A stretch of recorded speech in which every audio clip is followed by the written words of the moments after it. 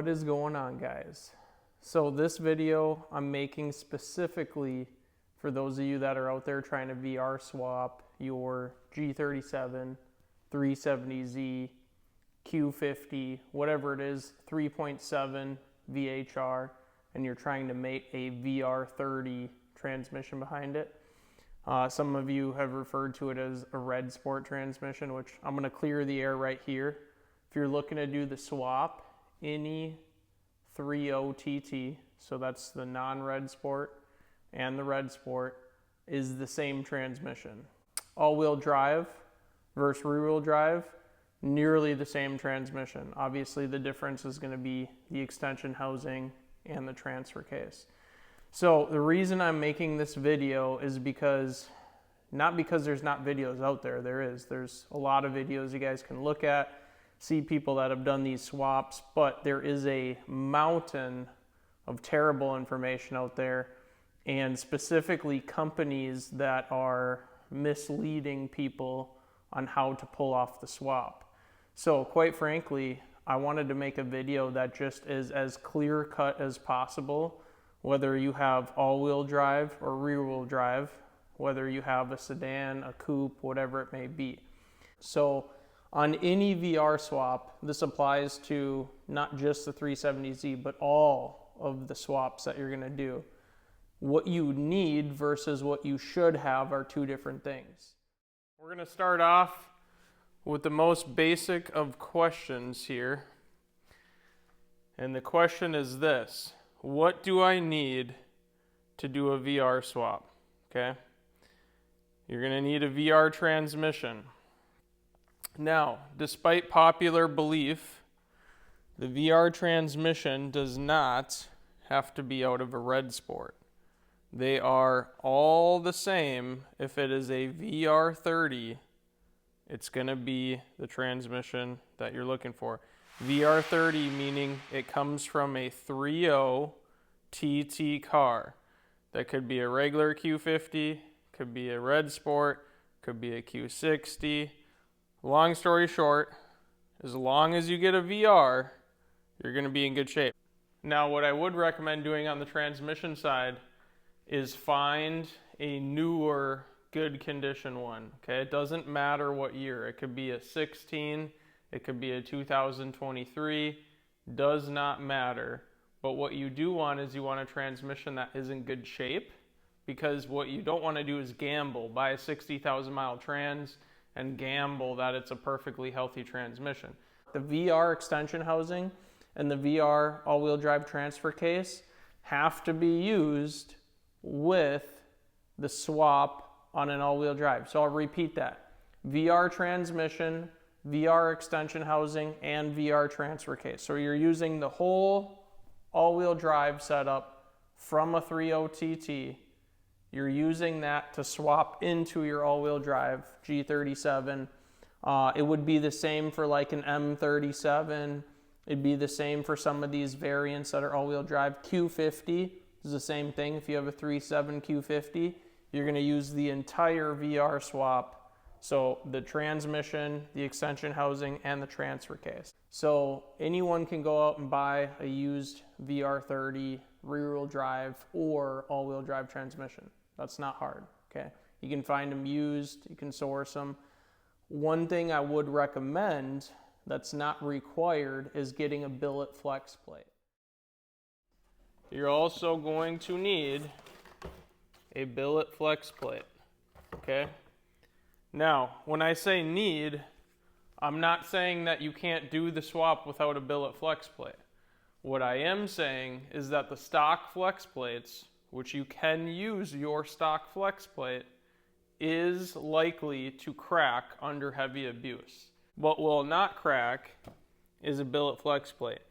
Now you have a couple options. You got fasten tensions, you have Z1, and then you have LOJ. Now this car behind me has an LOJ. I've done LOJ, I've done fasten tensions, I've done Z1. Z1 probably is the easiest and most straightforward kit to buy. The LOJ, you're going to need to also click the option to get the ARP hardware for it. And the fasten tensions, same deal. They're going to send different hardware. So we'll skip past the billet flex plates. That's something you really should do. It's not something you need to do.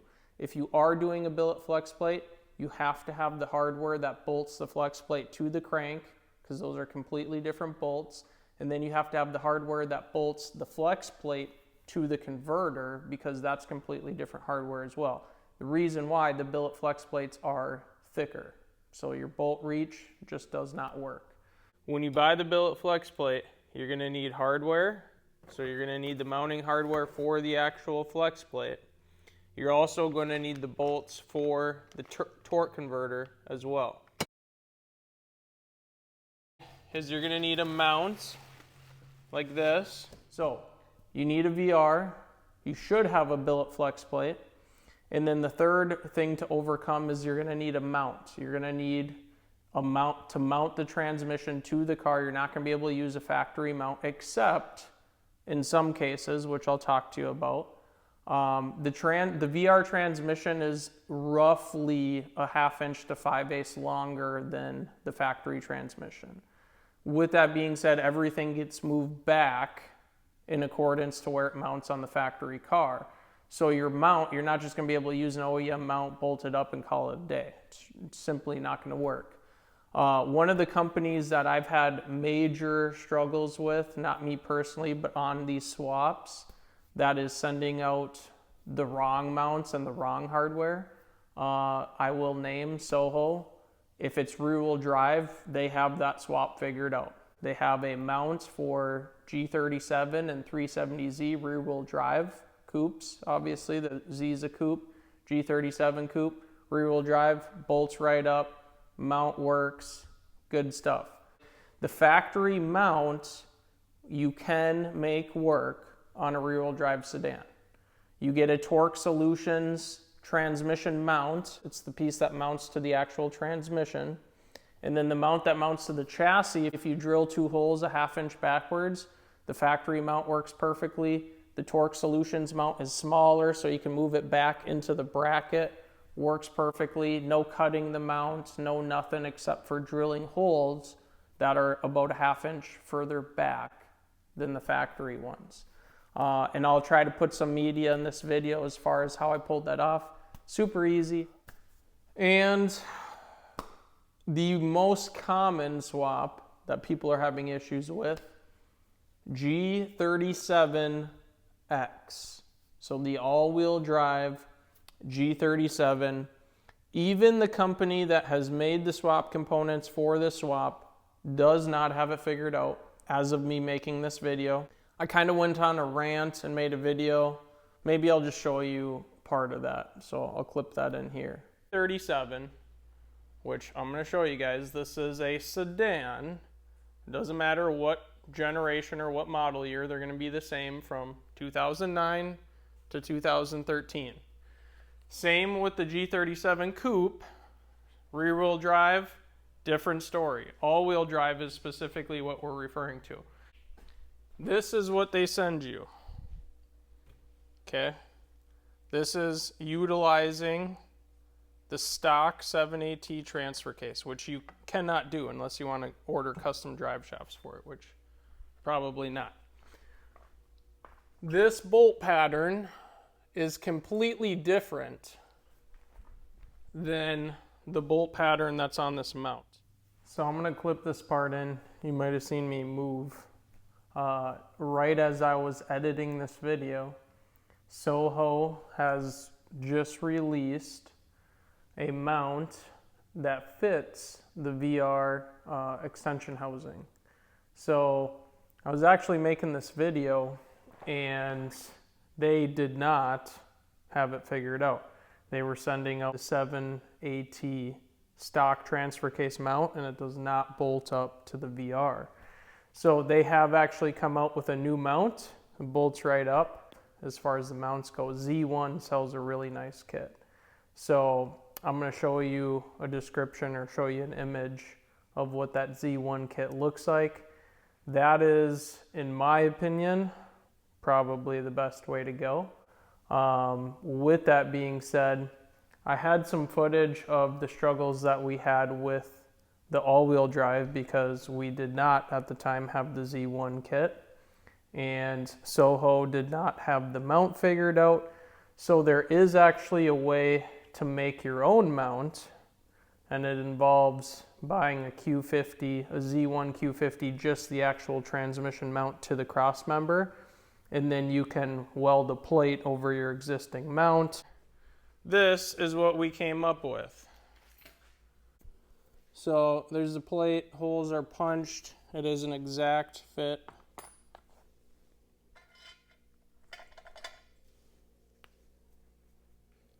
Exact fit. And if you guys are wondering why it's off center, because the chassis is, you could do it that way, but there are kits available. So as far as the mounts are concerned, if you have rear-wheel drive, those kits are easy to get. You might even be able to use your stock cross member. All-wheel drive, you're going to have to get custom with it because the VR extension housing is not the same bolt pattern as the stock 7AT. So it's something to keep in mind. Now we'll skip past the mounts. So now we got the mounts figured out. The next thing is going to be the drive shaft. Now, when it comes to the drive shaft, a couple different routes you can go with that. If you have a rear-wheel drive coupe, more than likely, you're gonna need a custom drive shaft. All right, guys, VR30 swap. What does it take? How long does it take? I'm gonna give you a quick overview here. So here's what we're working with. 2014 370Z. You're gonna order a custom drive shaft because you're gonna need a different length drive shaft.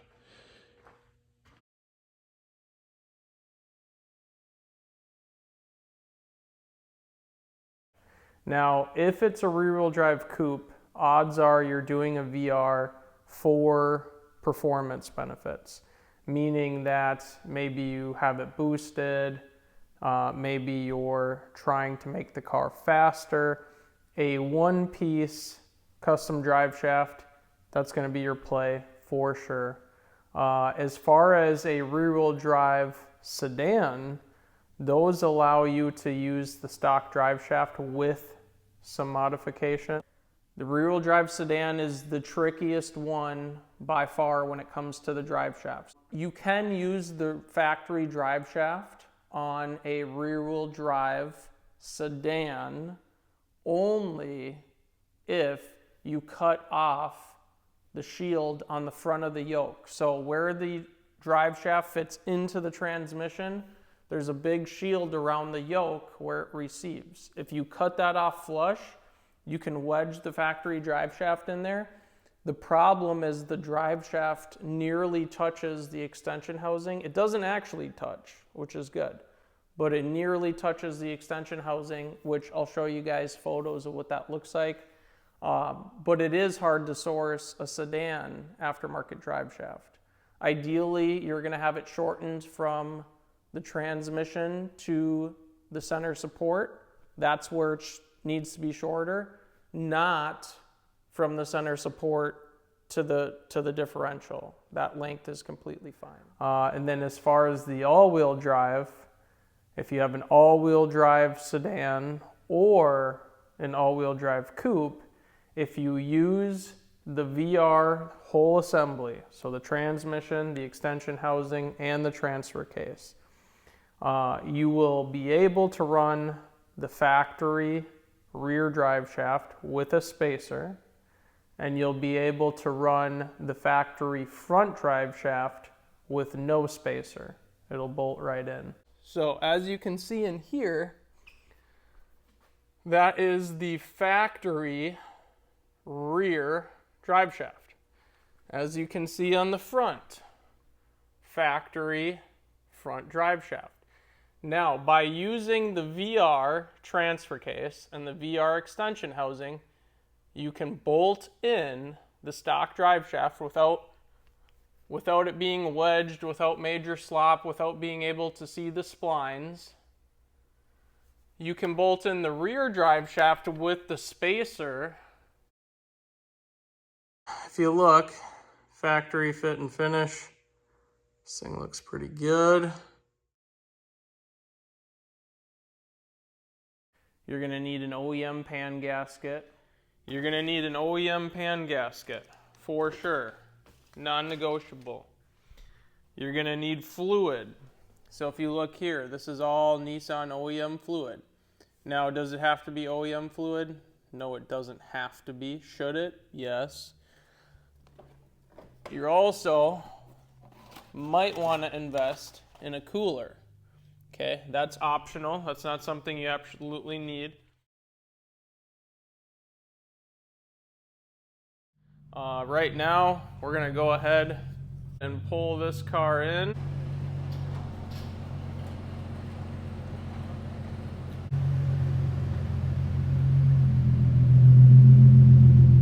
Alright, so first things first, we're pulling the pan on the VR. Gonna let it drip drain. And drain this baby out.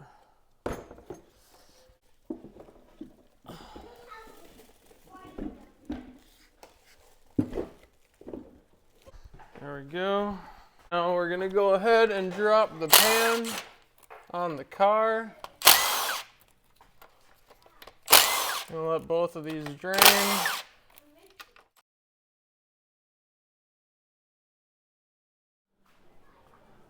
Alright, so in this application, it's all-wheel drive.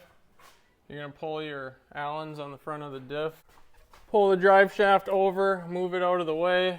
You're going to release the clip that's up here. Get you a better view. There's the connector up there. And then see that little spring tab? You're going to pull that spring tab out. Make sure you do not forget to pull that spring tab out, otherwise you won't be able to pull the valve body. We're going to do this a little different. I'm going to try pulling the valve body. Well, not try. We are going to pull the valve body in car. So that way I can pull the valve body, put the pan back on, and then once we get this transmission out of the way, we're done. We don't got to open it up. We don't got to roll it around on the floor. And gravity kind of helps with getting the valve body separated. So it's all the perimeter bolts. I'll post a picture and show you the bolts that are coming out. You don't really have to trip about mix matching the bolts here because it's the exact same setup in the VR. So if you mix match these, as long as you're paying attention when you pull the VR, you'll get the right bolt sizes. So you don't got to worry about that. Obviously, we're going to have to disconnect the lines. We're going to have to move the transmission mount, drive shaft. Depending on your exhaust setup, usually you don't need to mess with that. I don't think we will on this one either. And then all your converter bolts. So if you've never pulled a transmission, you might already be in a little bit over your head, but at this point, we'll pull the valve body, we'll set the valve body to the side, put the pan up, put the transmission on the ground, swap the valve body into that transmission, and then we're going right back in. Little update on this. We'll drop the valve body out. I showed you guys the picture of the bolts you take out. You just pop out. Make sure you disconnect the vehicle speed sensor.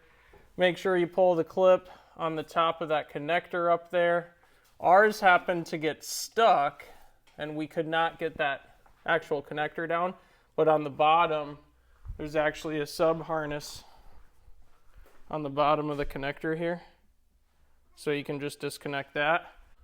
Here's where we're at. Pan went back up, converter bolts are all out. Disconnect your transmission lines there. You're also gonna have to disconnect them up there, obviously. At this point, we're just pulling the bell housing bolts out. Make sure you got all your wire harnesses disconnected. All this stuff has to be disconnected. If you don't disconnect that and you go to pull the trans, you're gonna be in trouble quick, so. Okay, here's where we're at. There is your flex plate. That is a stock one. Again, something that I recommend with the VR swap is a billet flex plate. These will usually crack right here, right on the thin areas, and they'll usually fracture all the way through, and then the plate gets distorted, and keep driving it like that can cause some mayhem. Here's the transmission with the transfer case. So we got this one obviously on the stand. Valve body's already out. so we're not really worried about that. Valve body sitting right here. This is the one out of the stock transmission. So this valve body is going into this VR30, and we're going to chat about this for a minute. So a lot of you guys have seen videos where they pull all the solenoids out and then you swap only the actual TCM, only the board. So I've done 3 of these VR swaps, direct plug and play with the valve body. They shift great, they act great, there's no codes. They literally are the same valve body, in my opinion.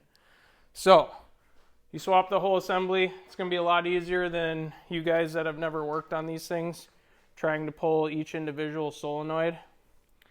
The plug and play is literally, you just make sure you torque all the bolts down correctly, plug this in, plug your vehicle speed sensor in, which I'll show you.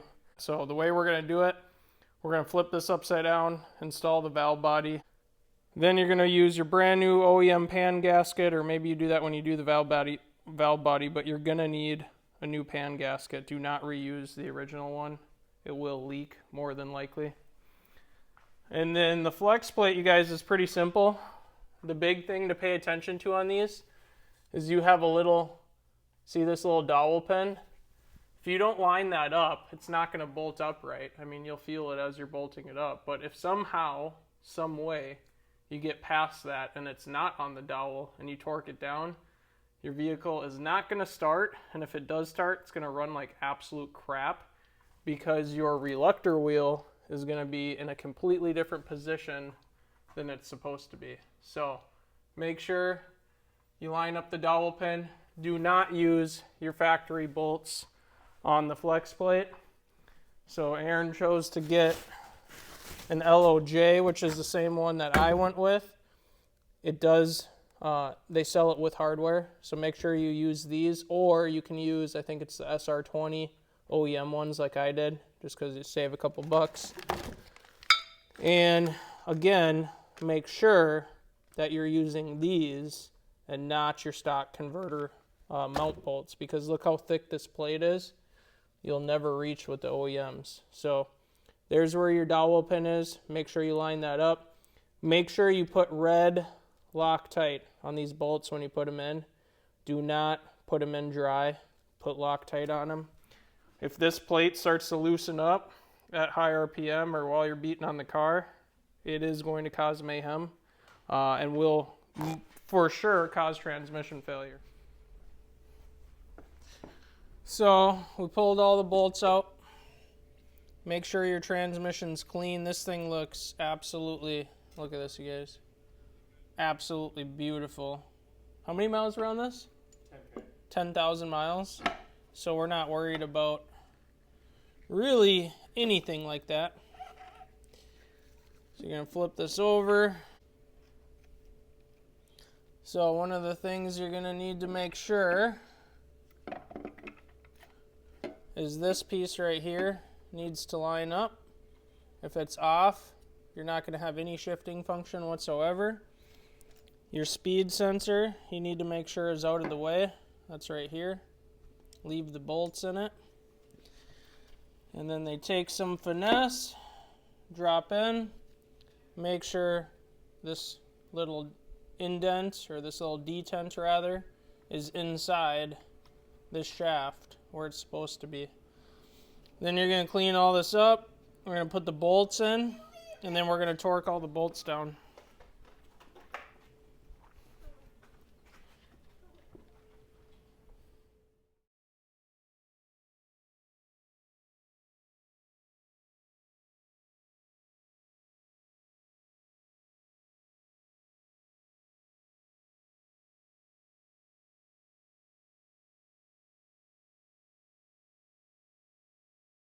Alright, so you guys saw put the valve body in. Don't forget the connector like I did, because we got the connector stuck on the other one. So I actually bolted the valve body in and oops, forgot to put the connector in. So put the connector in, torque everything, new pan gasket, torque the pan gasket. Obviously too, make sure your shifter feels normal.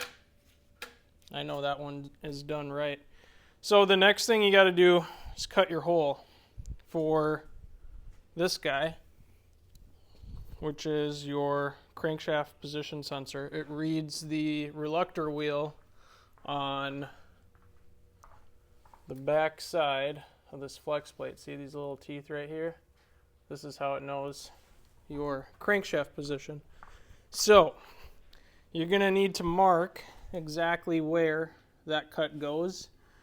If you guys want a rough guess, you go about 1/2 inch from the bottom bore here, and then you cut about a 1.5 inch hole. Now that's rough. I wouldn't recommend, just using my word on that. I have a spare block here that we can easily bolt up, see exactly where it sits. Soho sells a piece that threads in right here. It's got a little metal plate with a window so you can trace out and punch the hole. Now the way you do this, or the way I do this, is use a circular step bit, and you don't want to start over here, because what's going to happen is you're just going to keep biting off the edge. So you want to start right here, more towards the inside, and then as you create that hole, you can come in and cut here on the top and here on the bottom. So keep in mind there's 2 layers that you got to cut through, not 1. It's kind of a pain. This is the part where a lot of people, they don't have much fun. So you're going to get aluminum shavings everywhere, and when I say everywhere, I mean they're going to go everywhere. So you absolutely need to wrap this up. If you get aluminum shavings anywhere on that shaft and drive the converter on, well, I wouldn't recommend finding out what happens, but just wrap this up good so you can't get aluminum shavings in there. Vacuum this out when you're done. But we're going to cut the hole and proceed.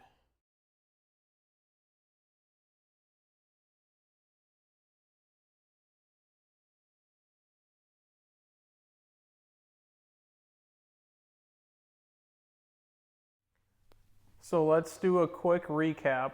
I made this video long intentionally so that there'd be a lot of information on the video. So here's your quick recap. The quick recap is this. The chassis that you have will determine what parts that you need for the VR swap. So hopefully this video clears the air for a lot of people that are looking to do this swap. As far as the actual swap goes, the only real modifications you have to do outside of what we talked about, I guess one of the hardest parts is cutting the hole for the crankshaft sensor. So Z1 actually sells a mock-up kit now where you know where to cut. You are going to need something that can cut through 2 layers of aluminum. It's really not that hard. The transmission cooler lines don't bolt up perfectly. You basically have to carefully bend the lines backwards.